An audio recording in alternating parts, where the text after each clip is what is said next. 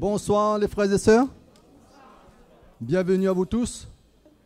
Ça fait longtemps, on ne s'est pas rassemblés dans ce lieu avec tous les frères et sœurs, un peu de partout.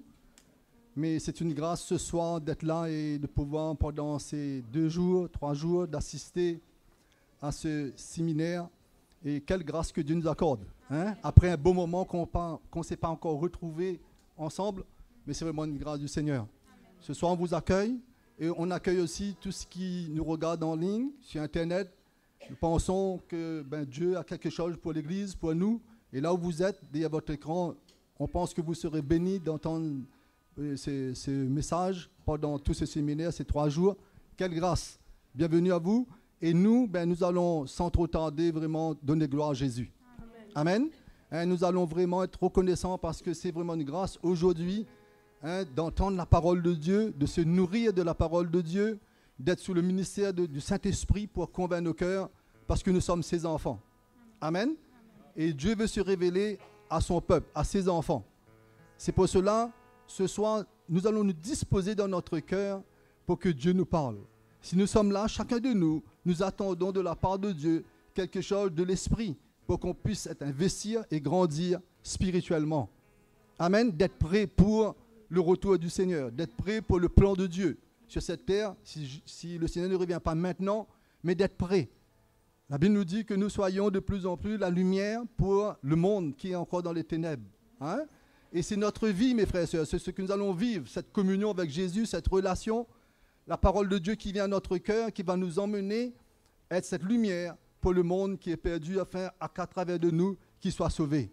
Amen. C'est pour cela notre plus grande joie, c'est de recevoir la parole de Dieu dans toute sa simplicité et dans toute sa force, qu'on puisse le recevoir dans notre cœur. Avant cela, on va donner gloire à Jésus. On va se mettre debout et on va adorer notre Dieu de tout notre cœur. Amen. Ce soir, que chacun de nous, que nous ayons une prière dans notre cœur pour ces moments de 3 jours qu'on va passer ensemble. Amen. Allons prier un petit moment. Seigneur, nous te louons, nous t'adorons, nous te glorifions pour tout ce que tu vas faire pendant ces soirées. Nous savons que tu es le Dieu Tout-Puissant, que tu règnes sur le trône. Et tu as déjà pourvu pour nous, pour ton Église, pour chacun de nous, des bénédictions éternelles que tu as dit que tu feras pour ton Église, pour chacun de nous. Et ce soir, nous voulons te donner toute la place.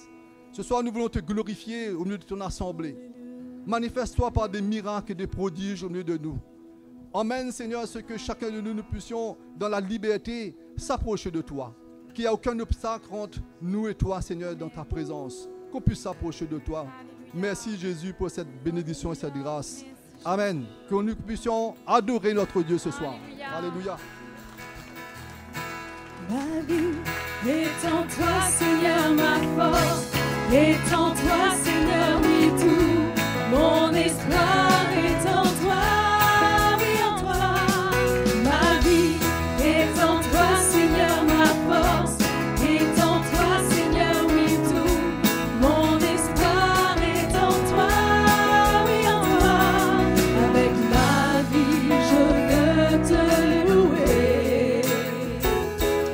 Avec ma force, je veux t'adorer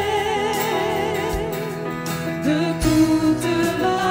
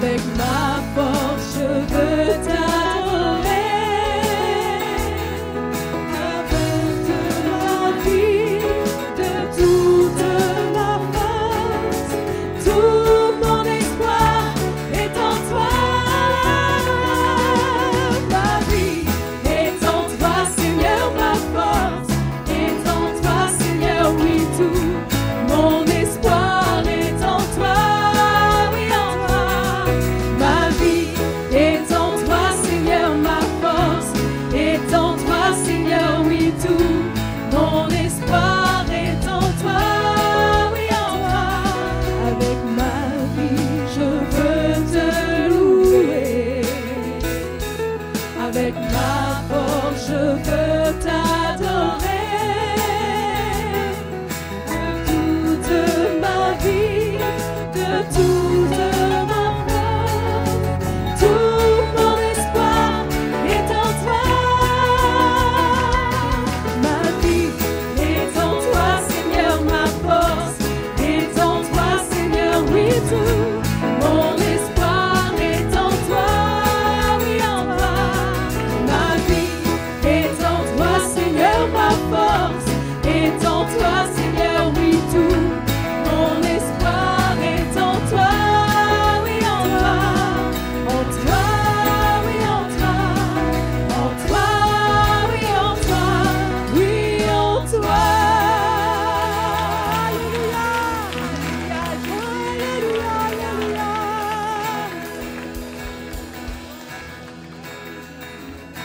Il est le roi et le Seigneur.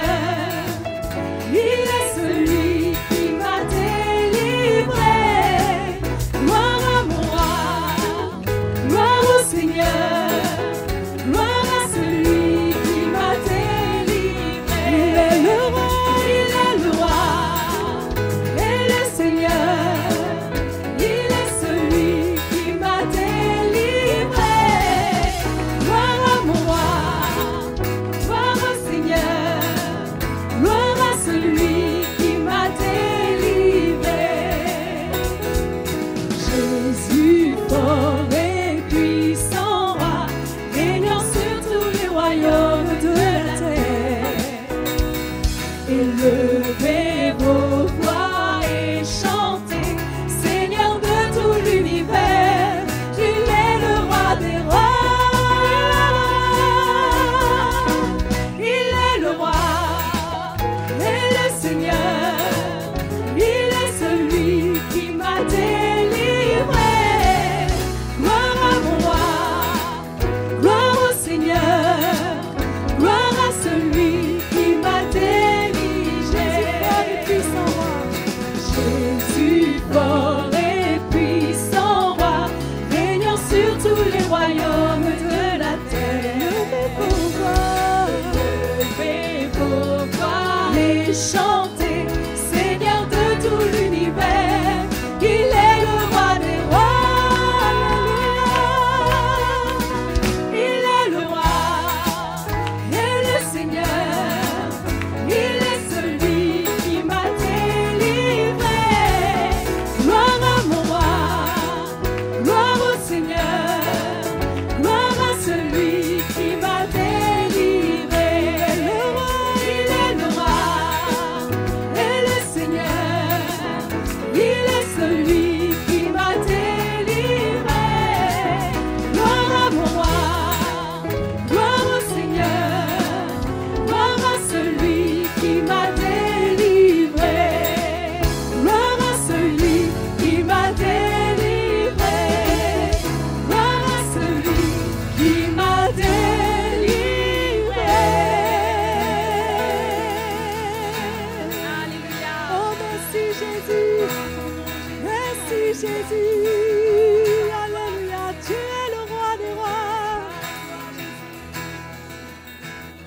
Je te chanterai, te célébrerai avec un chant nouveau. Je te chanterai, te célébrerai avec un chant nouveau. Et mon cœur se réjouit en toi et mes yeux se fixent sur toi et mes mains s'élèvent vers toi. Tout mon être t'adore, Seigneur. Je te chanterai, te célébrerai avec un chant nouveau. Je te chanterai, te célébrerai avec un chant nouveau. Et mon cœur se réjouit en toi et mes yeux se fixent sur toi et mes mains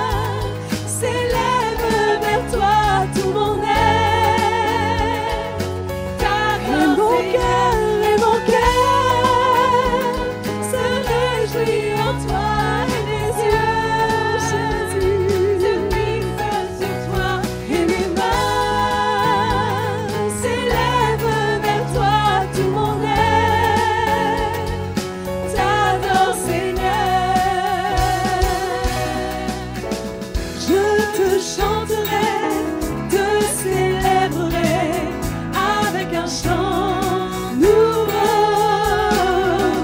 Je te chanterai, te célébrerai avec un chant nouveau. Avec un chant nouveau. Avec un chant nouveau.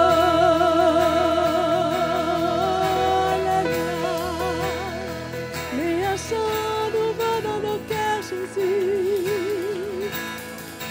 Un chant nouveau pour te célébrer, Seigneur. Un chant nouveau pour te lever, exalter ton nom. Alléluia. Oh Jésus, nos cœurs se courbent devant ta majesté. Tu es le seul digne de nos louanges, le seul digne de notre adoration. Oui, c'est toi, Jésus. C'est toi qui mérites l'honneur. Alléluia. J'aime louer ton nom, Jésus.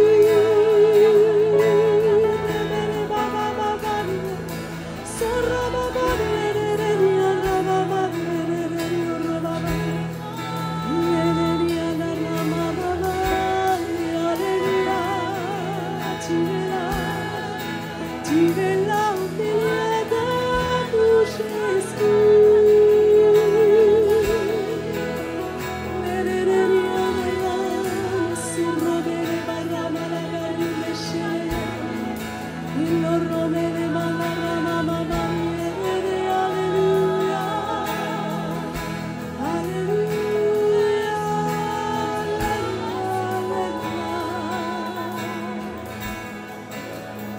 Nous t'exaltons, Jésus.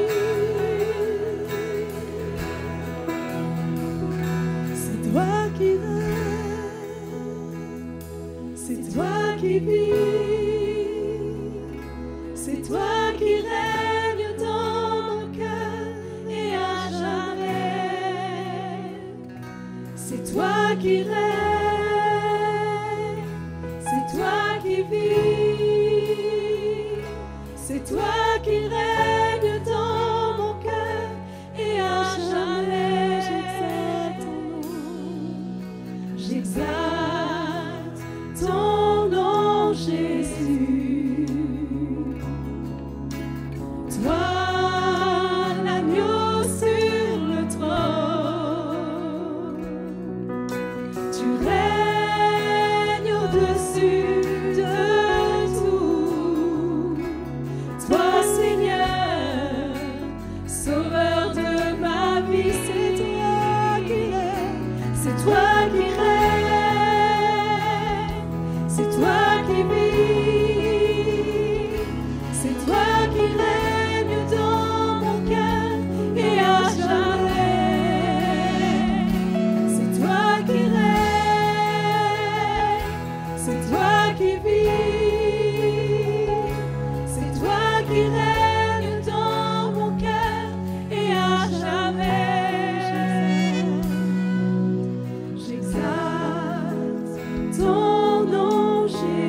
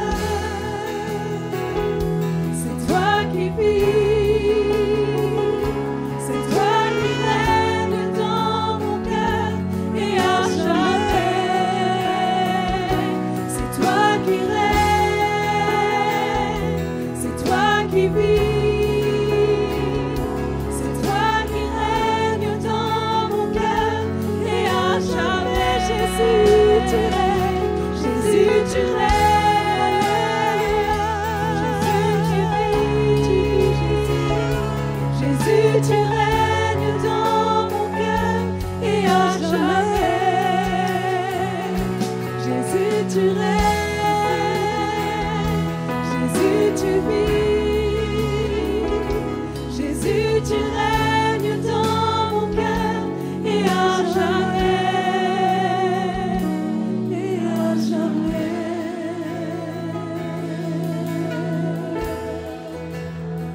Oui, à jamais.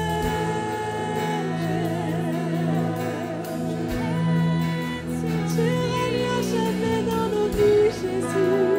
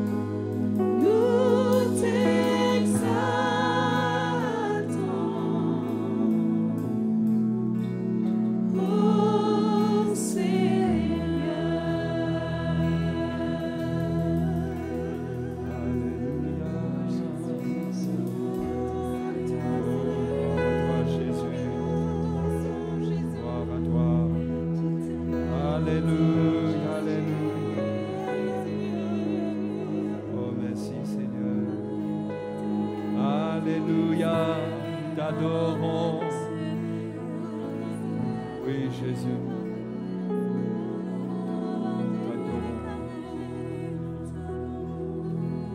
Alléluia, tu es notre force. Tu es notre berger, tu nous conduis. Ta main est sur nous, Seigneur, et nous sommes dans ta main.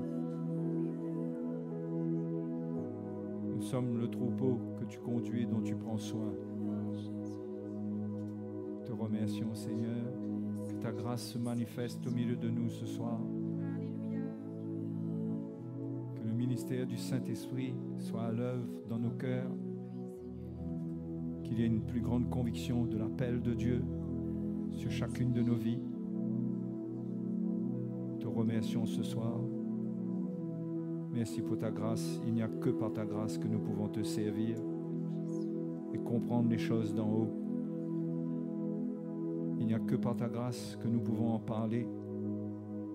Seigneur, merci pour ta grâce qui est là, par la puissance du Saint-Esprit. Nous te bénissons. Alléluia. Amen.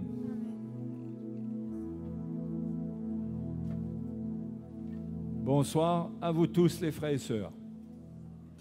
Vraiment heureux de vous retrouver tous, venant des 4 coins de l'île. Et pour passer un moment, nous profitons de ce temps, de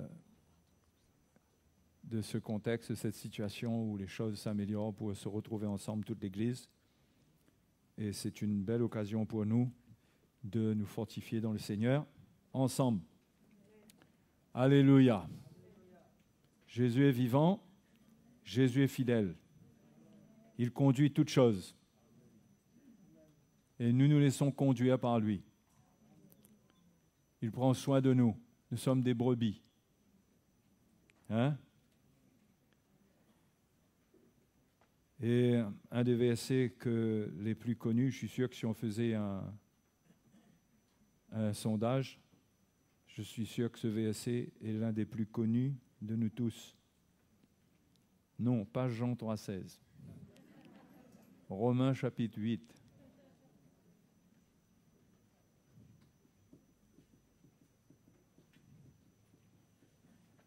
Nous allons revoir des choses basiques, mais combien importantes. Et il est très facile d'être distrait par rapport à ces choses. Très facile. Pourtant, la parole du Seigneur est claire au chapitre 8, verset 28. C'est quoi l'appel de Dieu pour nous tous, pour chacun de nous? C'est quoi l'appel sur lequel il faut se concentrer? Il faut porter ça dans notre cœur. C'est l'appel. C'est l'appel. Nous savons du reste que toute chose concourt au bien de ceux qui aiment Dieu, de ceux qui sont appelés selon son dessein. Nous n'avons pas de plan de dessein. Hein? La vie chrétienne, c'est abandonner notre plan. C'est tout lâcher entre les mains du Seigneur. C'est lâcher notre vie entre les mains de Dieu pour trouver le plan qu'il a, le projet. Le dessein, ça veut dire le projet.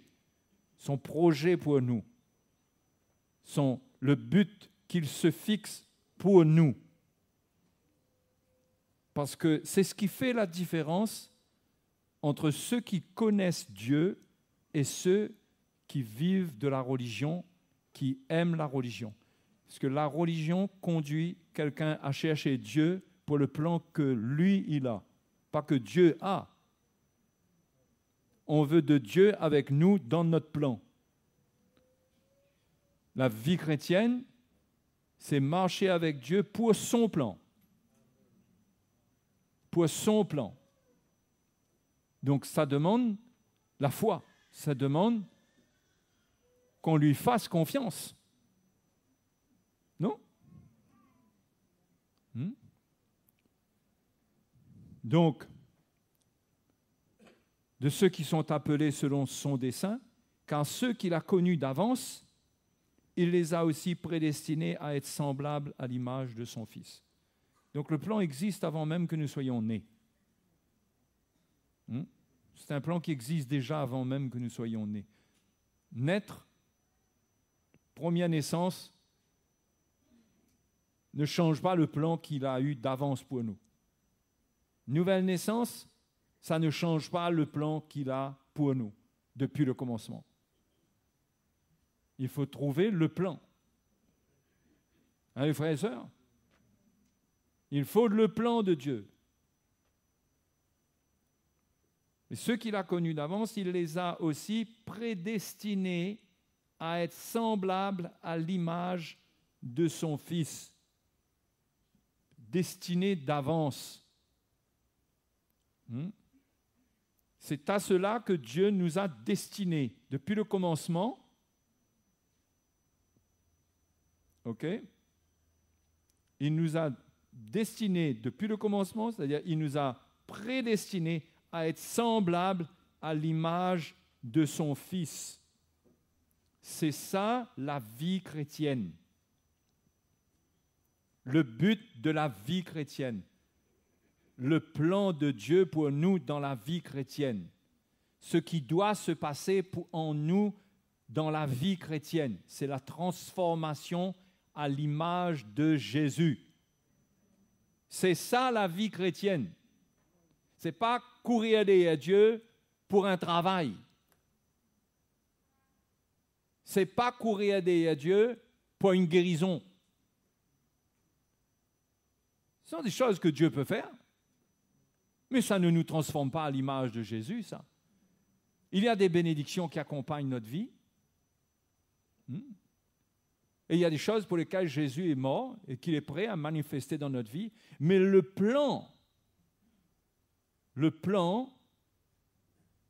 ce n'est pas non plus qu'il nous rende prospères, qu'il nous enrichisse, qu'il nous rende riches. Le plan, c'est d'être semblable à Jésus. C'est une transformation pour devenir semblable à Jésus, son Fils. C'est ça l'appel de Dieu. C'est pour cela qu'on vit. C'est pour cela qu'on est né de nouveau. C'est pour cela qu'on est baptisé. Vous comprenez? Parce que quelqu'un qui est né de nouveau, qui n'a pas le temps de prendre son baptême et qui meurt, il va au ciel quand même, il ne faut pas croire. Vous comprenez? Pourquoi est-ce qu'il prend son baptême? C'est pour expérimenter la puissance du salut. Ce qui est contenu, ce que Jésus est venu donner à l'homme de la part de Dieu. C'est quoi? Ce n'est pas une belle vie sur la terre. Le but, c'est d'être transformé de gloire en gloire à l'image de Jésus. C'est ça que Dieu voit pour nous. Et ça doit être notre but. Notre but tous les jours. Je veux devenir comme le Seigneur. Je veux lui ressembler. Je veux faire mourir ce qui ne lui ressemble pas. Je veux me soumettre à sa parole parce que sa parole m'instruit et m'enseigne concernant les choses qui lui sont agréables et qui sont en Jésus et que Jésus a vécu et qu'il a manifesté. Donc je veux marcher comme Jésus a marché. Je veux apprendre. Et ce n'est pas le légalisme, ce n'est pas la loi qui va m'amener là-dedans. Mais il faut comprendre, il faut une lumière, que notre appel, c'est être transformé à l'image de Jésus. Donc prédestiné à être semblable à l'image de son Fils, afin que son fils soit le premier-né de beaucoup de frères. Et ceux qu'il a prédestinés, donc prédestinés à être semblables à l'image de son fils, qu'est-ce qu'il a fait? Il les a appelés, parce que c'est son plan. Il les a appelés à ce plan. Le salut, c'est ce plan. Et ceux qu'il a appelés, ils ont entendu, ils ont cru, eh bien, il les a aussi justifiés. Pourquoi est-ce qu'on a été justifiés? Pour que l'Église soit une salle d'attente juste avant le ciel? Non. C'est parce que ça fait partie du plan pour être transformé à l'image de Jésus. La justification nous est donnée pour permettre l'œuvre de Dieu dans notre cœur. C'est pour permettre le travail de Dieu, que nous ne soyons pas tourmentés par la condamnation à cause de nos fautes, à cause de ce qui nous manque, mais que nous puissions marcher devant Dieu, justifiés, pas condamnés, et qu'on accepte l'œuvre qu'il veut faire dans notre vie sans nous condamner, parce que dans cette œuvre, il y aura beaucoup de remous. Il y aura de la résistance de la chair, il y aura quelques chutes, il y aura un peu de résistance, il y aura des attitudes, mais qu'on ne reste pas avec cela. Si on a le plan en vue, c'est qu'on est appelé à être transformé à l'image de Jésus. On ne va pas se laisser arrêter parce qu'on a été justifié pour rester en communion avec le Seigneur afin que son ministère, le ministère de son esprit, continue en nous pour nous transformer à l'image de son Fils.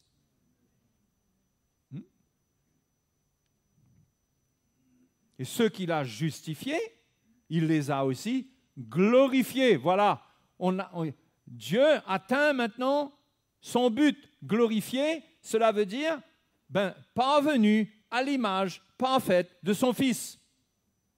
Voilà le plan qui est atteint. L'objectif est atteint. Et c'est l'objectif de Dieu pour chacune de nos vies. Et nous devons faire attention de ne pas nous égarer loin de ce plan. C'est ça que Dieu veut. Et on a besoin d'un évangile qui nous instruit dans ce chemin pour courir cette course. On a besoin d'un évangile qui nous enseigne, qui nous révèle comment y parvenir. Quel est le moyen de Dieu pour y parvenir? Qu'est-ce que nous devons faire pour y parvenir? Qu'est-ce que Dieu attend de nous? Ce sont des choses qui doivent devenir claires pour chacun d'entre nous, afin d'atteindre le but. Amen. C'est le but. Et c'est le but que nous devons transporter dans notre cœur chaque jour. Sinon, nous allons nous distraire.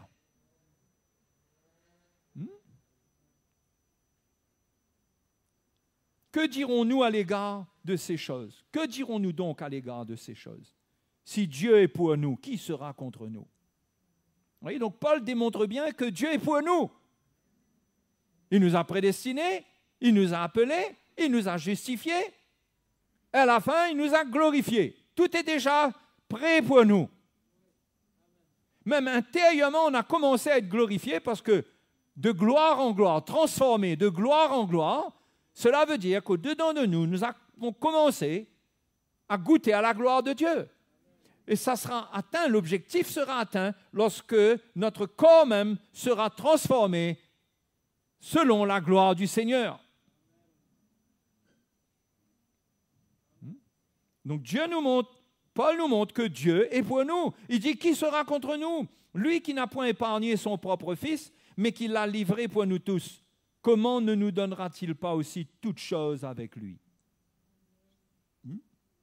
Lui qui n'a point épargné son propre Fils. Donc on voit qu'il faut que nos yeux soient sur la croix de Jésus. C'est là que Dieu n'a pas épargné son Fils. C'est pourquoi on prêche le message de la croix. Dieu n'a pas épargné son Fils. Il y a un mystère là-dedans, c'est son Fils quand même. À quel point ce plan est important pour lui pour qu'il n'épargne pas son Fils. Est-ce que ça peut nous donner une idée de la valeur de ce plan à ses yeux, au point qu'il n'épargne pas son propre Fils? Donc, il l'a livré pour nous tous. Comment ne nous donnera-t-il pas aussi toutes choses avec lui? Donc, nous avons l'assurance, à cause de la mort de Jésus pour nous, que Dieu nous donnera toutes choses avec Jésus. Parce que nous avons été unis avec lui dans le baptême. Nous avons été unis avec lui dans sa mort. Nous sommes devenus une même plante avec lui dans sa mort pour devenir conformes à lui dans sa résurrection. Donc, si nous comprenons ce que Jésus a fait pour nous, si nous obéissons à l'Évangile qui nous enseigne comment répondre à cet appel, ce qui s'est passé dans cette mort et ce qui existe dans la résurrection, c'est pour nous, il n'y a aucun doute. Et ça va se manifester, il n'y a aucun doute. C'est pourquoi la base de la vie chrétienne, c'est quand même la foi. Garder la foi. Ce n'est pas avoir la foi en Dieu pour les petites choses de la terre. C'est avoir foi que Dieu a un plan pour ma vie. Que mon salut, il est bien au-delà de ce que mon intelligence peut concevoir. Mon salut, ce n'est pas simplement débarquer au ciel. Hein? Mon salut, c'est une œuvre de Dieu, jour après jour. C'est être transformé à l'image de son Fils. Donc Dieu nous donne toutes choses avec Jésus. Sommes-nous intéressés au moins? C'est ça la question.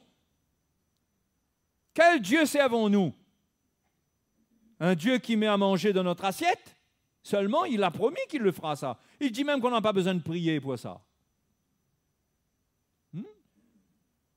Ou bien un Dieu qui nous a fait découvrir le secret de son cœur, de son amour, ce qui a été parlé dès le commencement entre le Père, le Fils et le Saint-Esprit, le conseil de sa volonté.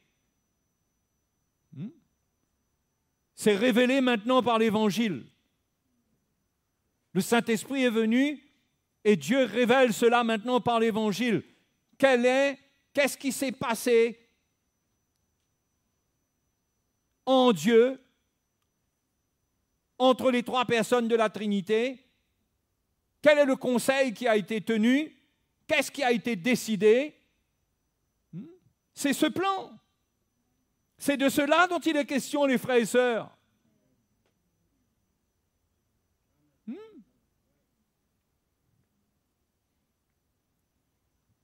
Et Paul rappelle encore au verset 33, il dit « Qui accusera les élus de Dieu ?» C'est Dieu qui justifie. Qui les condamnera? Christ est mort, bien plus, il est ressuscité. Il est à la droite de Dieu et il intercède pour nous.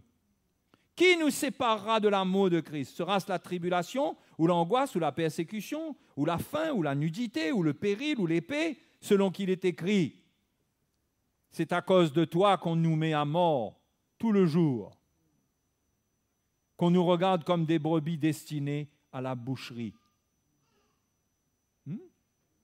Donc on voit que Paul insiste, il a commencé au verset 1 du chapitre 8, « Il n'y a donc maintenant aucune condamnation pour ceux qui sont en Jésus-Christ. »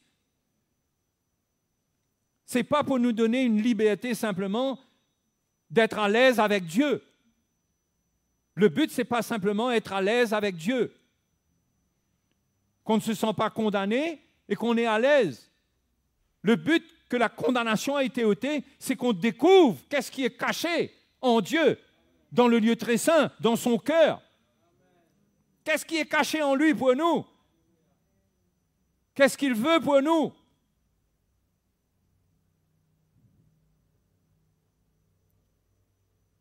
Mais dans toutes ces choses, nous sommes plus que vainqueurs par celui qui nous a aimés. Hein? Vainqueurs sur quoi? C'est quoi vainqueur là?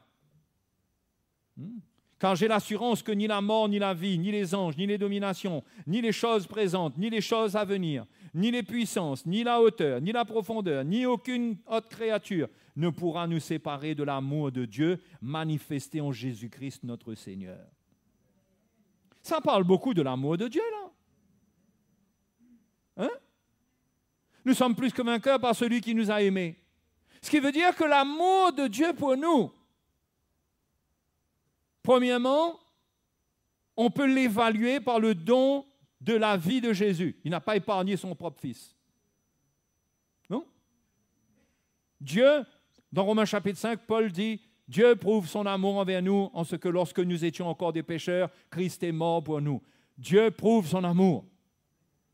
Et qu'est-ce qu'il y a dans cet amour? Il n'y a pas quelques bénédictions. Il n'y a pas de nous donner les choses ridicules de la terre.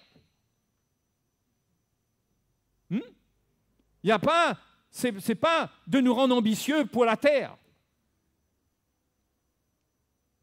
Son amour, ce n'est pas ça pour nous. Au fait, il dit que ceux qui aiment le monde, celui qui aime le monde, l'amour du Père n'est point en lui. Ça ne correspond pas, vous comprenez? L'amour pour le monde ne correspond pas à l'amour de Dieu.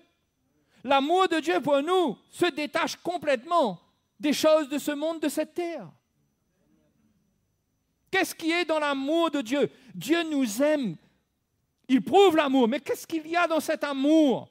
Il y a le fait que nous sommes prédestinés à être semblables à Jésus. Dieu, jusque-là, avait un fils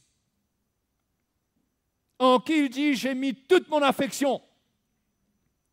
Mais maintenant, il veut une multitude de fils. Il y a des fils et des filles dans le royaume de Dieu. Et c'est ça l'amour de Dieu. C'est que Dieu, il veut une moisson de fils et de filles pour lui, à l'image de Jésus.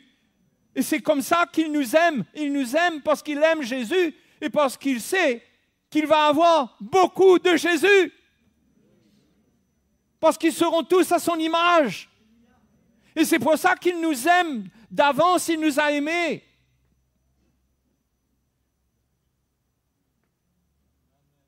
Éphésiens chapitre 1. Ça va tout le monde? Alléluia. Verset 3. Béni, chapitre 1, verset 3. Béni soit le Dieu et Père de notre Seigneur Jésus-Christ qui nous a bénis de toute bénédiction spirituelle dans les lieux célestes en Christ. En lui, Dieu nous a élus avant la fondation du monde pour que nous soyons saints et irréprochables devant lui. Il nous a prédestinés dans son amour. Hein? Prédestinés? Dans son amour. Quand il nous a prédestinés à être semblables à l'image de son Fils, c'était dans son amour. Hein? Et d'avance, il dit, voilà le peuple que j'aime, l'homme que j'aime, que j'ai créé, que je vais créer. Hein? Semblable à Jésus. S'il y a eu un conseil de Dieu, et je le crois, le Fils a dû être honoré ce jour-là.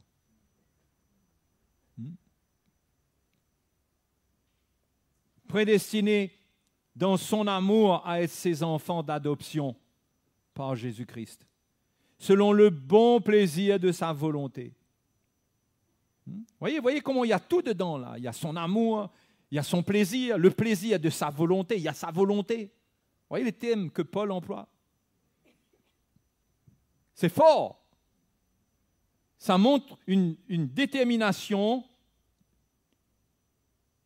qui ne change pas, qui est inébranlable, qui est en Dieu. Pour célébrer la gloire de sa grâce dont il nous a favorisés dans le bien-aimé. Hein? Voilà à quoi il nous a prédestinés.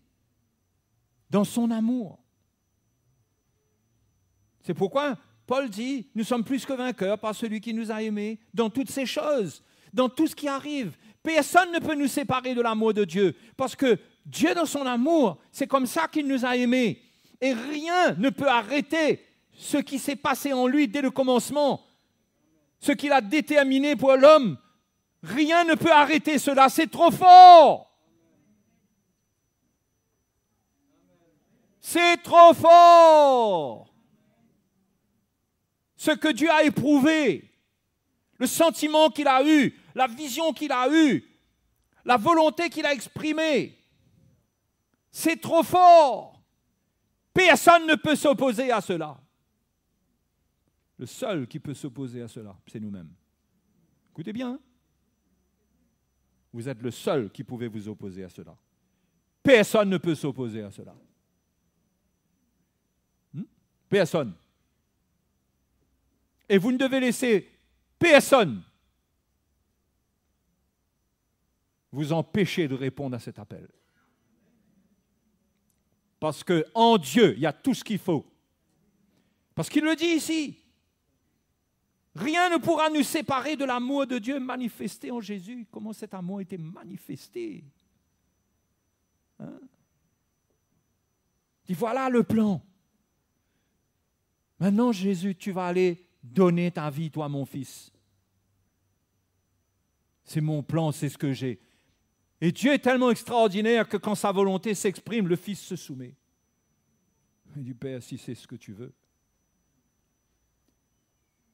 Et tout l'amour de Dieu est venu au travers de Jésus, mourant sur cette croix pour nous. Extraordinaire. C'est pas extraordinaire? Frères et sœurs, vous n'êtes pas appelés à vivre de la religion. Vous n'êtes pas appelés à vivre de la religion. Vous êtes appelés, vous et moi, à être animés de ce plan. À être animés de ce plan. Et finalement, ce plan porte un nom final, l'espérance. L'espérance. L'accomplissement, l'espérance. Nous sommes appelés à vivre, à expérimenter ce salut. Et Dieu est tellement déterminé.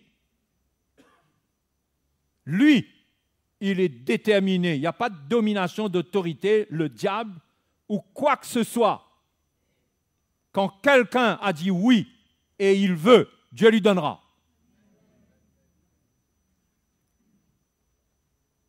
Et les circonstances et tout ce qui peut arriver, n'importe quoi qui peut arriver, ne peut pas s'opposer à ce plan. Au contraire, Dieu va l'utiliser pour aider à l'accomplissement de ce plan. Incroyable. C'est pourquoi la parole de Dieu dit « Toute chose concourt au bien de ceux qui aiment Dieu ». Toute chose concourt au bien de ceux qui aiment Dieu, frères et sœurs. Quand vous restez attachés à cette vision et que vous savez que c'est le plan de Dieu pour vous, vous êtes appelés selon ce dessein. Toute chose concourt à votre bien, ce qui arrive. Notez bien que là-dedans, il n'est pas question de péché. Même si le péché qui amène la repentance ne peut pas non plus nous priver de ce plan quand on s'en relève du péché. Mais ne jouons jamais avec le péché en incluant ça là-dedans.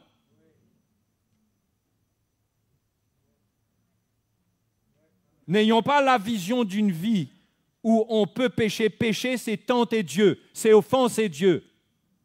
Quand Dieu pardonne, Dieu nous restaure. La justification est là. Mais un chrétien ne peut pas avoir la vision d'une vie légère, où il marche dans les ténèbres et il se dit de toute façon, le plan de Dieu pour ma vie va s'accomplir parce que je suis prédestiné. Attention mon frère, tu joues avec le feu. Et pas n'importe quel feu. La Bible dit un feu dévorant. Parce que l'Épître aux Hébreux dit notre Dieu est aussi un feu dévorant. Donc, toute chose concourt au bien de ceux qui aiment Dieu. C'est-à-dire qu'un chrétien expérimente ce que nous appelons, dans un langage qui est connu de tous, la providence. Connaissez la providence? Connaissez pas la providence.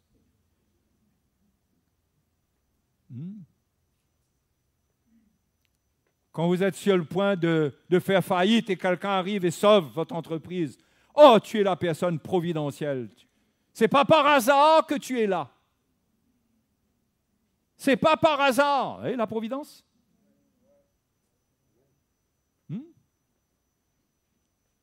C'est pas par hasard que ça arrive. Nous reconnaissons la providence de Dieu, mais attention, pas dans l'esprit du monde et pas dans l'esprit de la philosophie du monde.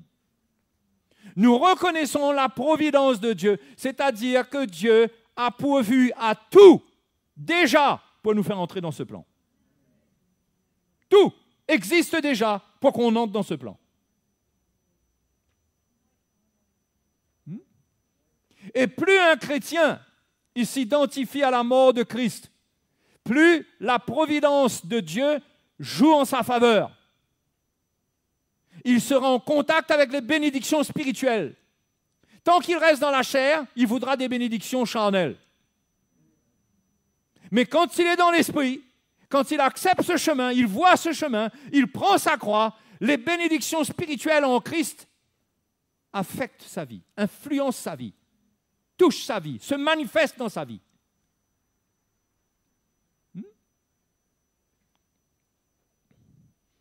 C'est-à-dire que ces bénédictions spirituelles, c'est ce que Dieu a mis en place dans l'esprit. C'est ce que Dieu a mis en place dans les lieux célestes, au-dessus de sa tête. La Bible dit dans le livre des Proverbes, il y a des bénédictions sur la tête du juste. Bon, n'allez pas chercher où c'est là. Hein. Sur la tête du juste, c'est-à-dire dans le monde spirituel, dans les lieux célestes, il y a des bénédictions sur sa tête. Quand il marche dans la justice, il y a des choses qui se révéleront, qui se manifesteront. Et ça sera la providence de Dieu. Pourquoi? Providence veut dire que Dieu a établi d'avance des choses. Hein? Dans tout ce qui arrive, ma vie est en cours d'existence. Mais il y a des bénédictions spirituelles pour chacun de nous qui sont établies. Et quand nous marchons avec Dieu et que nous sommes sincères, ces bénédictions se manifestent en vue du plan de Dieu pour nous. Hein? Nous n'interprétons pas la providence de Dieu dans une vision terrestre. Nous croyons en un Dieu providentiel qui a tout établi d'avance, qui a tout prévu pour chacun de nous. Le Seigneur est grand, il est puissant. Hein? Écoutez bien, les frères et sœurs. C'est ce que toute la parole de Dieu nous démontre. Les Écritures nous démontrent ça. Tout est prévu pour chacun de nous. Ah, c'est quand même réjouissant. Hein? Hein? Tout est prévu d'avance. Mais attention, il faut prendre sa croix. Il faut s'identifier à la mort de Jésus pour goûter à ça. Il faut prendre sa croix, renoncer à nous-mêmes. Parce qu'il y aura beaucoup de choses qui vont venir, il y aura de la souffrance, il y aura des actions du diable, il y aura des afflictions pour s'opposer à ça, à ce plan-là. Pas pour vous empêcher d'avoir un bon salaire. Peut-être qu'on peut penser, ouais, ben, on dirait que la porte s'était ouverte, mais le diable s'est manifesté, la porte s'est fermée. Peut-être. Mais ce que l'ennemi ne veut surtout pas,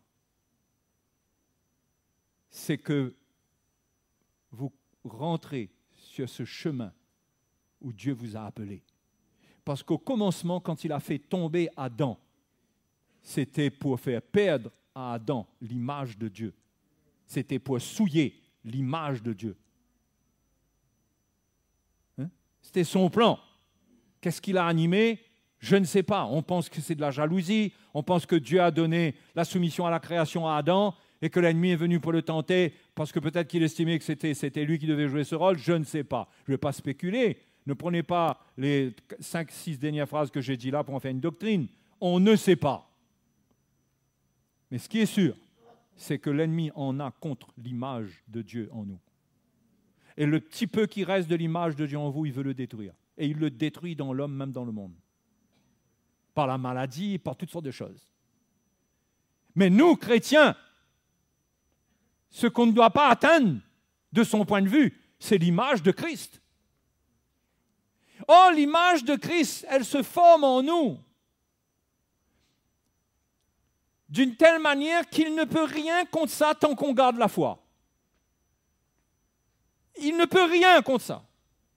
Il va vous persécuter, ça va vous faire prendre votre croix et ça va vous affermir encore plus. Vous comprenez? Il va agir d'une manière, il va agir d'une autre. Quand vous gardez la foi pour supporter,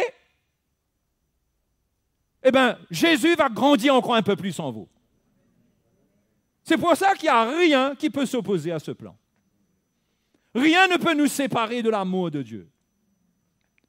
Vous comprenez? Rien ne peut nous séparer de l'amour de Dieu. Ce n'est pas simplement, rien ne peut me séparer de cet amour. Je sens que Dieu m'aime. Je l'aime, il m'aime. Ce n'est pas un truc qui a à voir avec le sentiment d'être aimé, ça. Parce que parfois, on peut se demander, est-ce que Dieu m'aime vraiment? Parfois, on ne ressent pas particulièrement que Dieu nous aime. Il y a des moments où on l'adore, il y a des choses qu'on peut ressentir, il y a des moments où on est un peu dans un désert, quoi. Mais l'amour de Dieu n'est plus là. Mais l'amour de Dieu a déjà été manifesté. Il faut que je reste avec ce que Dieu m'a donné depuis le commencement et je reste avec cet appel. Et rien ne peut me séparer de l'amour de Dieu manifesté en Jésus-Christ. Rien ne peut nous séparer de cela. Il ne faut pas essayer de trouver cela dans nos sentiments. C'est quelque chose qui a déjà été prouvé. C'est quelque chose dont il faut une révélation pour se dire, ma vie maintenant, elle est dans la main de Dieu. Dieu conduit ma vie, moi je veux faire sa volonté, moi je veux résister au diable et je veux trouver ce plan-là, je veux servir ce Dieu-là pour devenir un fils ou une fille de Dieu devant lui, selon l'amour qu'il a éprouvé pour ce plan dès le commencement. Et dès le commencement, je faisais partie de ces milliards de chrétiens, de croyants. Et ne croyez pas que parce qu'il y aurait des milliards, Dieu ne ressent pas chacun. Hein? On n'est pas perdu dans une foule. Hein? Sur la terre, quand on est au milieu d'1 million de personnes, on est perdu. Mais pour Dieu, on n'est jamais perdu. Alléluia. Hein? Frères et sœurs, quel plan précieux. Quel plan merveilleux. Et voyez, les doctrines, les fausses doctrines sont là pour nous distraire, pour nous éloigner, pour tirer nos regards de cela. C'est pourquoi c'est un grand combat pour amener cet évangile, non seulement au milieu de nous-mêmes, mais c'est un grand combat parmi les nations, là où il y a le peuple de Dieu, là où il y a les églises, là où il y a les serviteurs de Dieu, qui sont les églises qui sont déjà envahies par des doctrines, qui ne voient pas ce plan, qui ne voient pas ça, qui sont occupés à beaucoup de choses, mais pas à ça, qui ne comprennent pas ça, ils n'ont pas la lumière. C'est un grand combat, mais on doit prier, on doit soutenir, on doit amener cela, on doit participer, contribuer à amener cela, parce que c'est ce que Dieu veut. Mais ce qu'un chrétien veut, lui, aujourd'hui, il veut ressentir l'amour de Dieu dans l'adoration seulement. Ah, ça me fait du bien ce matin. Après, quand il finit, quand la musique est finie, qu'est-ce qu'on fait? La musique part avec l'amour de Dieu. Vous comprenez? Oui, nous pouvons ressentir l'amour de Dieu quand nous venons adorer le Seigneur, bien sûr. Je ne veux pas dire le contraire. On a besoin de cela. Mais nous, l'amour de Dieu pour nous, ça ne dépend pas de ça. Nous avons la révélation, la lumière, que c'est en lui, qu'il nous aime, qu'il n'y a pas de doute. Il nous a prédestinés dans son amour. Et du fait que nous existons maintenant trop tard, c'est dans son amour que nous sommes nés. Vous comprenez? On ne peut pas être né dans son amour, prédestiné dans son amour, et tout d'un coup, Dieu ressent autre chose pour nous. Il y a un autre sentiment sur nous, il y a une autre attitude.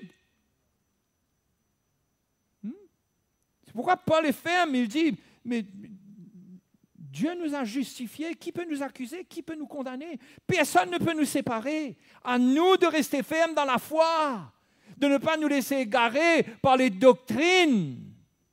Mes frères, mes sœurs, un de vos plus grands ennemis, ce sont les fausses doctrines qui circulent premièrement sur Internet. Écoutez bien ce que je vous dis.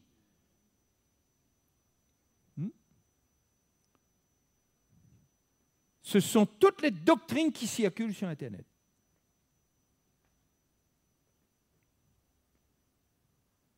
Alors quelqu'un me dira, heureusement qu'il y a Internet, parce que nous aussi on se fait connaître par Internet. Il y a une différence entre la saine doctrine qui doit être promue de la bonne manière et les fausses doctrines qui faussent le cap, la route des chrétiens, qui les dévient. Chacun doit savoir. Un des ennemis aujourd'hui pour dérouter, détourner le chrétien de ce chemin, ce sont les fausses doctrines. C'est le petit clic qui vous amène un peu trop loin. Et vous commencez à dévier en entendant des messages qui chatouillent l'oreille. Ah, c'est bon d'entendre ça, ce message. C'est ça l'amour.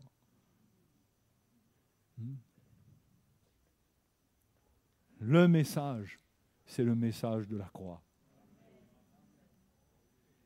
Et frères et sœurs, notre providence à nous, c'est pas que tout va bien. C'est pas qu'il y a des circonstances bienheureuses qui arrivent comme si ça nous fait du bien dans la chair. Au contraire, il y a là-dedans aussi un programme de souffrance et c'est providentiel. Ah, on ne peut pas inclure ça à nous. C'est pourquoi le message de la croix est là, c'est pour inclure ça là-dedans. Parce que nous, dans notre petit programme à nous, nous ne voulons pas entendre parler de souffrance et d'épreuves, nous. C'est la dernière chose que nous voulons voir comme providentielle. Mais pourtant, Dieu a un plan, même de souffrance, pour nous faire entrer dans ce plan. Parce que la providence, c'est tout ce qui existe pour nous faire entrer dans ce plan. Je le redis encore.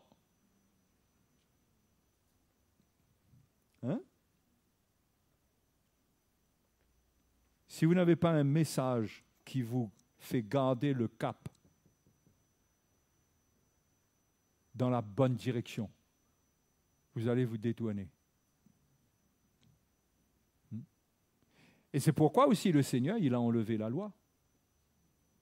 Parce que la loi enlève les regards sur Jésus et pose les regards sur les faiblesses des uns et des autres. Pose les regards sur le problème du péché. Or, Jésus est mort pour nous afin qu'on ne soit plus condamnés. C'est pourquoi la loi ne va pas, le régime de la loi ne va pas avec cette œuvre d'être transformé en l'image de Jésus. Parce que la loi nous programme pour tenir compte du péché, de ce qui ne va pas, pour en parler, pour juger. Parce que quelqu'un qui est en route vers ce plan, les frères et sœurs, il comprend qu'il s'agit de lui dans sa vie, dans tout ce qui arrive là. Il s'agit de moi. Il s'agit de moi là. Quelqu'un qui a cette lumière de l'Évangile là, il réagira de plus en plus. Ça sera un signe de maturité. Il va se remettre en question. Mais quelqu'un qui ne comprend pas ça, il ne se remet pas en question, il remet les autres en question. que vous comprenez? Si je n'ai pas cette lumière-là, je ne vais pas me remettre en question si j'ai un problème avec toi.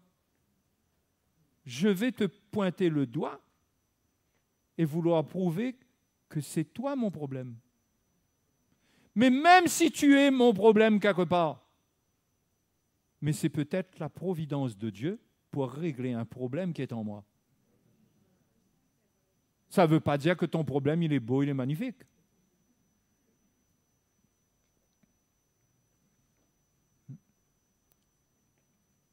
Mais si je suis tourné vers ce plan m'appelle à la repentance, m'appelle à m'humilier, m'appelle à réaliser mes attitudes.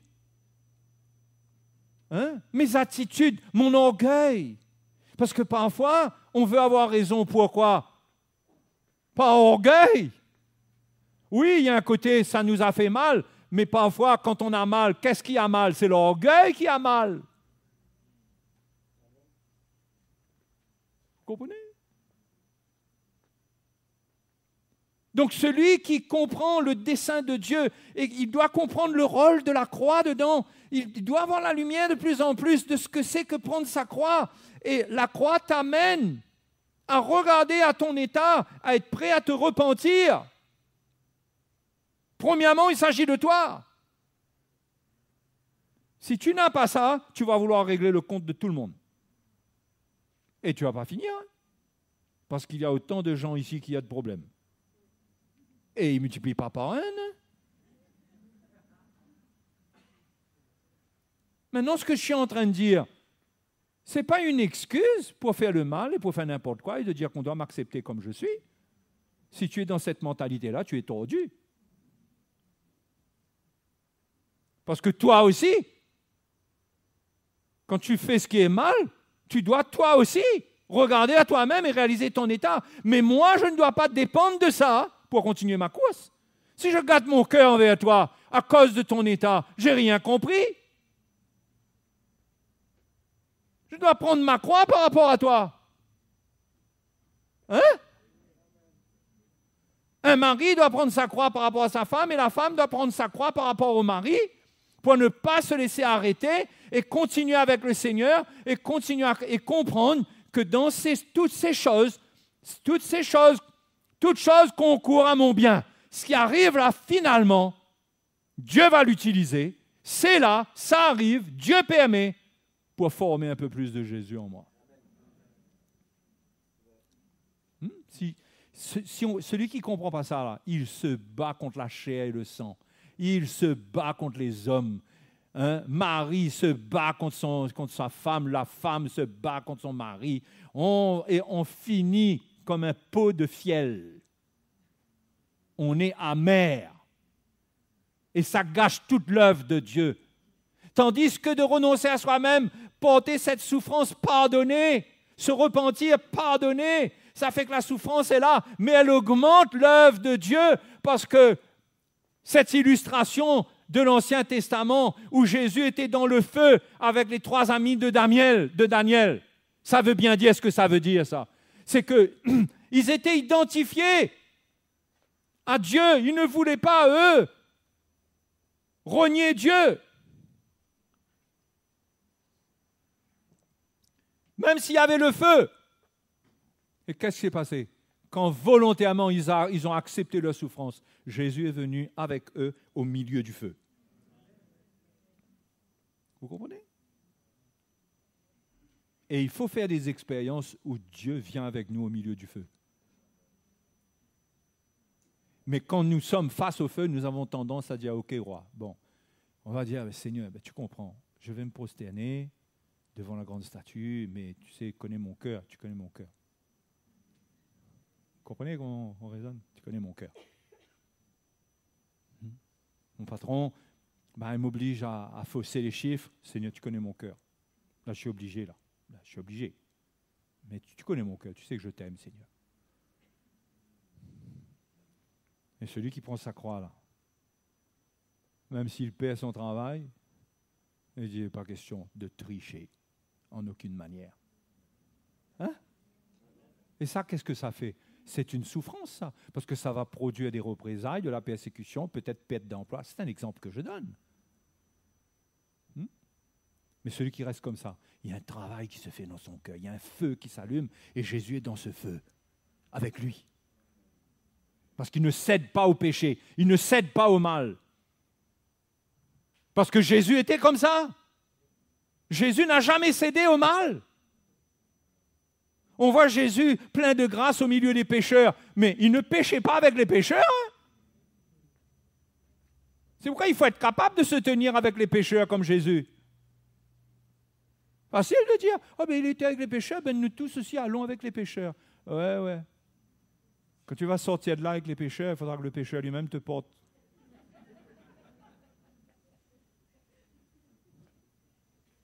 Le pécheur, il va te porter.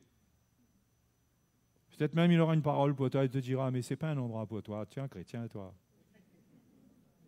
Non, c'est déjà arrivé à des chrétiens, hein?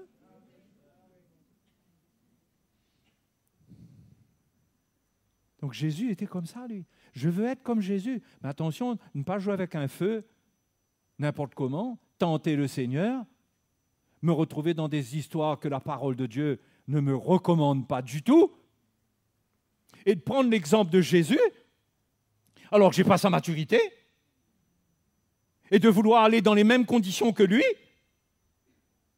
Hein? Il faut grandir. Il faut que Jésus grandisse en moi pour vivre comme lui.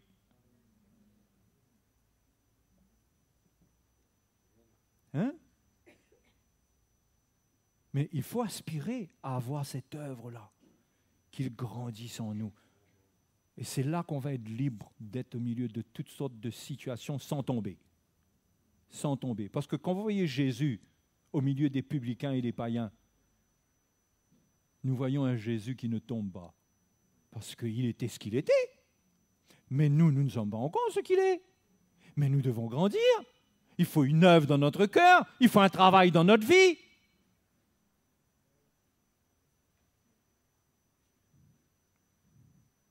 Parfois, il y a des chrétiens qui raisonnent sur l'amour de Dieu. Mais c'est incroyable, ils raisonnent sur l'amour de Dieu d'une manière qu'ils vont droit dans le piège. Dieu est amour. Comment on peut ne pas faire ça? Comment on peut les abandonner? Comment on peut les laisser? Pourquoi ne pas aller justement profiter de l'occasion à cause de l'amour de Dieu? Ah bon?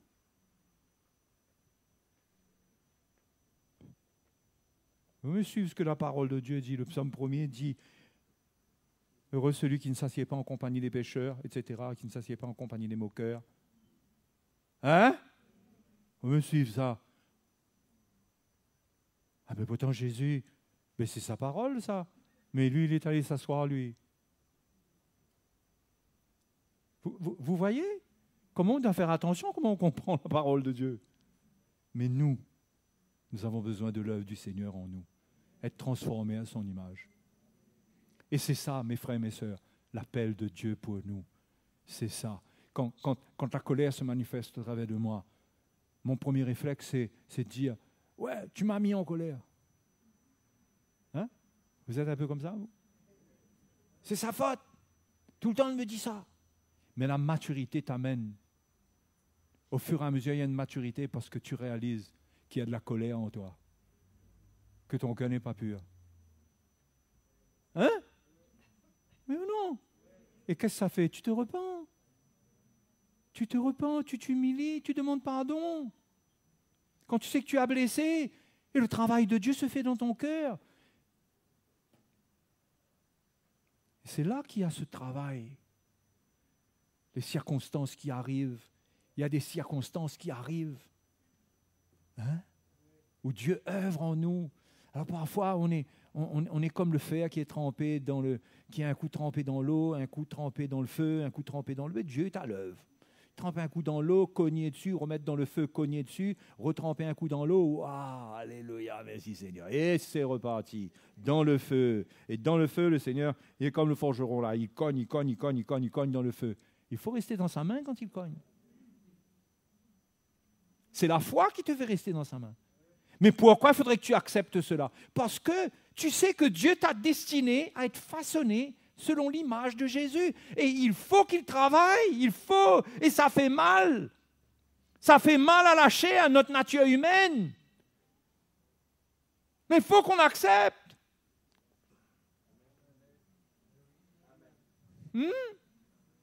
Et c'est ça l'appel de l'Évangile. L'appel de l'Évangile, c'est pas « j'étais perdu, et puis un jour j'ai entendu l'Évangile, et maintenant j'ai la vie éternelle, je suis sauvé, gloire à Dieu, alléluia. » Mais combien de gens ont dit ça, ils sont peut-être perdus encore à nouveau aujourd'hui?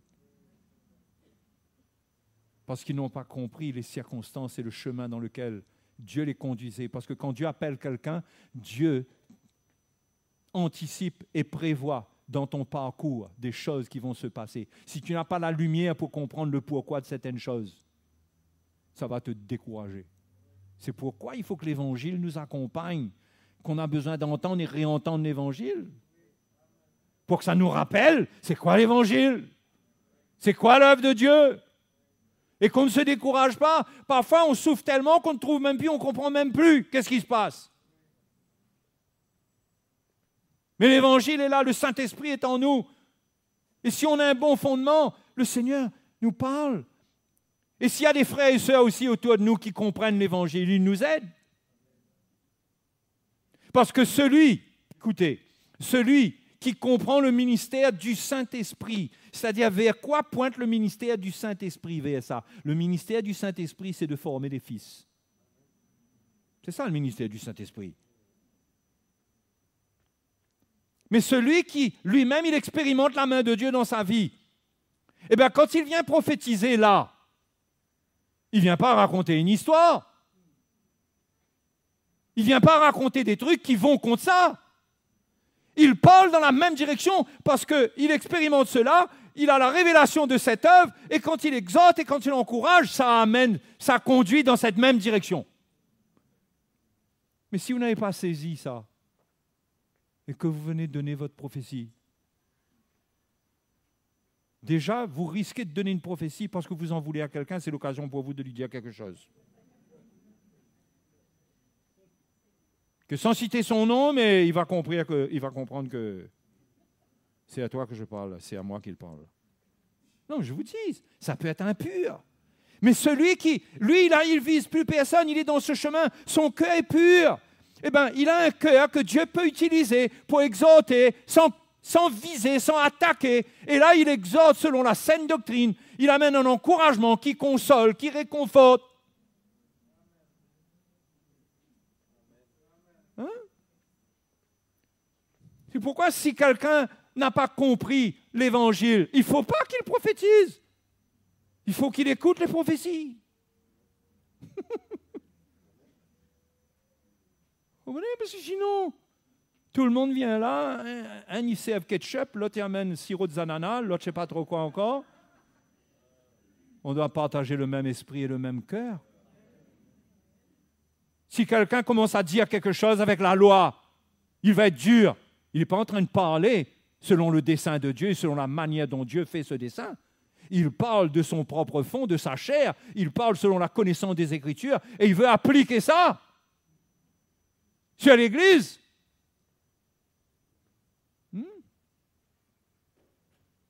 C'est pourquoi il faut chercher la révélation de ce message pour pouvoir participer avec le cœur de Dieu à l'œuvre de Dieu. Et que ça n'amène pas de confusion et le bateau ne dévie pas. Et que le chrétien, quand il entend, il est exhorté, tout d'un coup, il est réconforté, il a une lumière, il est encouragé à prendre sa croix, à continuer. Un exemple de prophétie dans le service. Tout notre service dépend de ça, de cette révélation. Est-ce que j'ai le message, je comprends que Dieu nous prédestine à devenir comme son Fils, ou bien je raconte des histoires?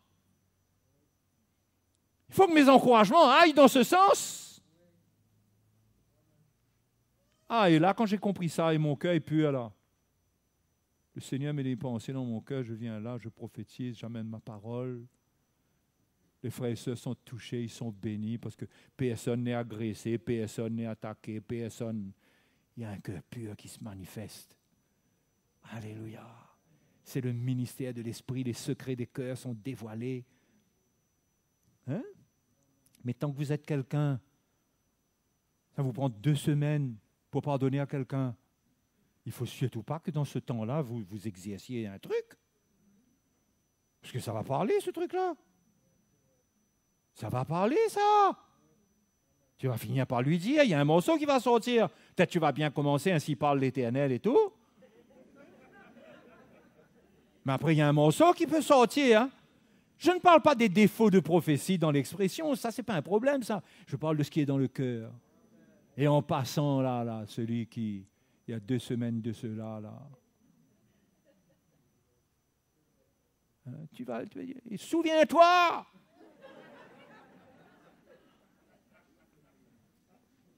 Le Seigneur ne prend pas plaisir dans la manière dont tu accueilles.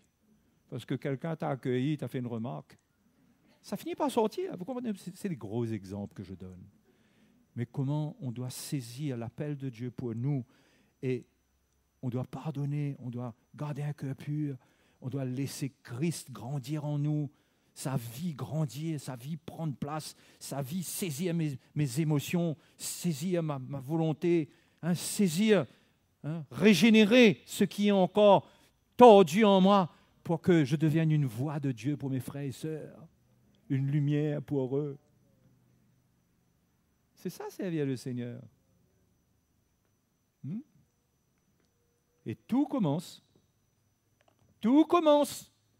par la lumière de ce plan, hein, et par l'œuvre de Dieu pour accomplir cela dans ta vie. Et ça ne demande pas que tu sois parfait, mais quand tu comprends et tu es dans le chemin en train de t'humilier, eh ben, tu es dans un état pour être utilisé par le Seigneur pour beaucoup de choses.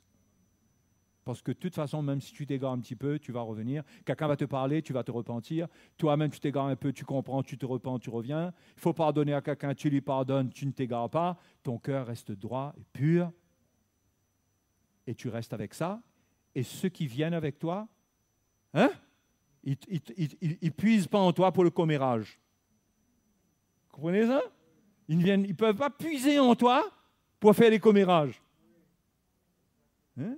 C'est un tel, ceci, cela, tu sais, tu es au courant. Eh bien, celui qui porte ça, là, il va te dire, mon frère, regarde à ton cœur. Pourquoi parler comme ça contre ton prochain? Hein? Tu es meilleur que lui? Ah, là, on est bloqué. Hein? On doit avoir affaire à des gens qui sont spirituels comme ça, avec le bon esprit dans l'Église. Et tout commence par la lumière de ce plan. Alléluia. La lumière de ce plan, prédestiné à être selon l'image de son Fils. Ça commence dans une relation entre Dieu et moi, dans ce qui arrive. Ça commence là. Et là, je prends ma croix, je souffre, ça fait mal, je souffre, mais je continue à prendre ma croix, à faire mourir toutes mes histoires là. Ouais, parfois je passe à côté de le téléphone, j'ai envie d'appeler. Je connais un tel qui va tomber d'accord avec moi. Mais je ne vais pas l'appeler. Il est temps de grandir. On arrête cette affaire charnelle. Vous comprenez? OK? Même dans le couple même, on ne s'accorde pas ensemble. Non? Dans le couple même, l'un et l'autre, on a la lumière d'être comme Jésus. Eh bien, si on commence à parler autrement que comme Jésus, si on commence à parler un peu trop, là, n'importe comment, là, on arrive à se reprendre, à se dire, non, c'est pas bon ce qu'on est en train de faire, là. C'est pas bon, c'est pas le cœur du Seigneur. C'est pas comme ça. Vous comprenez? Sinon, on s'entend et on se coule. On s'attache ensemble avec un gros boulet et on se coule ensemble. Frères et sœurs, il est temps de changer de cap. Si vous avez pris un autre cap, prenez ce cap-là. Droit devant. Alléluia. Qui veut? Vous voulez? Vous voulez?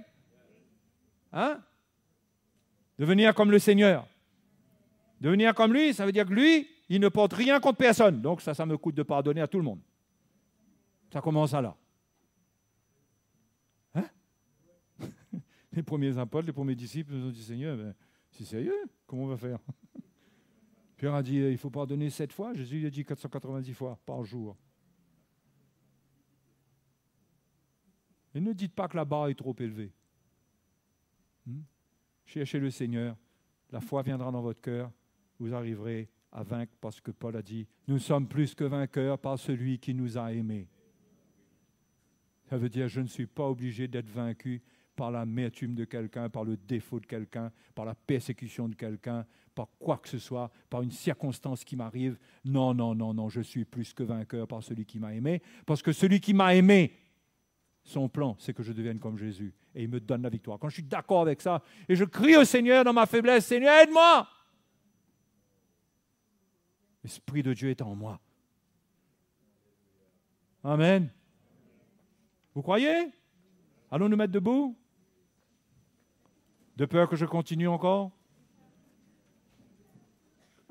On continuera demain? Hein?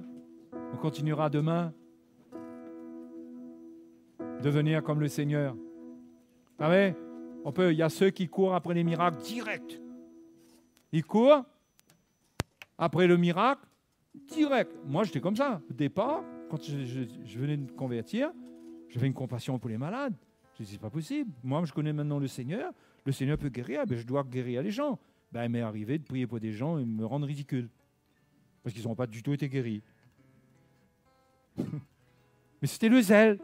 Mais ce que je ne voyais pas, c'est que bien sûr, Dieu peut utiliser n'importe qui faire des miracles. Mais ce qui importe plus, c'est que Dieu œuvre en moi. Parce que c'est Jésus qui fait les miracles. Si je suis le seul chemin pour ressembler à Jésus, ces dons vont se manifester, ces miracles vont se manifester. Ça ne demande pas que je suis dans la perfection comme lui, mais au moins que je suis dans le chemin. Et parfois, on a l'ambition du ministère. On veut faire des choses pour Dieu, mais on n'est pas disposé à ce que Dieu nous parle, nous arrête, nous reprenne. Mais il faut être prêt. Alléluia. Et quelle bonne nouvelle. Dieu est avec nous. Il nous a aimés, prédestinés dans son amour. Oh, gloire à Dieu. Quel amour, quel plan. Cet amour, c'est ce plan. Parce qu'il n'y a rien de plus grand. Devenir comme Jésus. Et là, et où là? Ah, où là, créole là? Devenir comme Jésus. Dieu t'appelle, mais ça ne va pas se faire comme ça. Il faut accepter un chemin. Il faut être reconnaissant, rendre grâce en toutes choses. Oui, merci Seigneur. Le cœur reste ouvert, on rend grâce. Ça fait mal, mais on rend grâce. Et Dieu continue son œuvre. Et on grandit. Et Christ grandit en nous. Alléluia. Merci Seigneur. Vous pouvez prier dans ce sens-là ce soir? Si vous êtes un peu éloigné, l'Évangile vous ramène ce soir. L'Évangile, c'est la grâce de Dieu pour nous ramener. Donc ramenons notre cœur. Ramenons notre cœur dans la vérité. Revenons au Seigneur ce soir.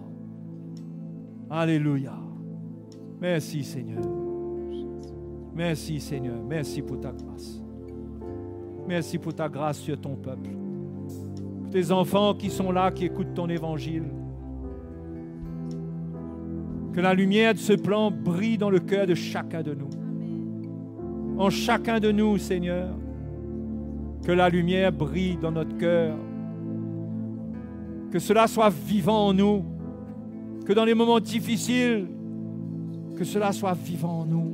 Amen. Que ton esprit nous rappelle ces choses, nous rappelle ce qui nous est enseigné, nous ramène à la vérité pour que nous ne nous égarions pas, Seigneur, dans nos pensées, dans nos plans, mais que nous puissions rester dans le chemin, dans cette course pour être transformés selon ton image. Nous te bénissons ce soir. Nous te rendons gloire, Seigneur. Alléluia, merci Seigneur. Bénissons le Seigneur là où nous sommes. Si vous êtes reconnaissant, exprimez au Seigneur votre reconnaissance. Commencez à vous décharger de vos soucis. Ne laissez pas les circonstances devenir des soucis. Acceptez que ce ne sont pas des soucis, c'est des outils que Dieu vous donne, que Dieu manifeste pour nous former. Et on rend grâce au Seigneur, il est à l'œuvre. Merci Seigneur. Merci Seigneur, tu prends soin de nous. Alléluia. Oh, gloire à ton nom Jésus. Gloire à ton nom Jésus. Alléluia. Merci Seigneur. Merci pour ta grâce. Alléluia. Chantons ce chant. Adorons le Seigneur. Jésus, Oh oui. te ressembler, parler comme toi, aimer comme toi, prendre ma croix et humilier, pardonner comme tu l'as fait. Chantons ensemble, Alléluia, célébrons notre Seigneur, il est vivant, ressuscité, il revient bientôt nous chercher. Je veux Jésus, te ressembler, parler comme toi, aimer comme toi, prendre ma croix et humilier, pardonner comme tu l'as fait. Chantons ensemble, Alléluia, célébrons notre Seigneur, il est vivant, ressuscité, il revient bientôt nous chercher. Chantons ensemble, Alléluia, célébrons notre Seigneur, il est vivant, ressuscité, il revient bientôt nous chercher. Il est vivant, ressuscité, il revient bientôt nous chercher.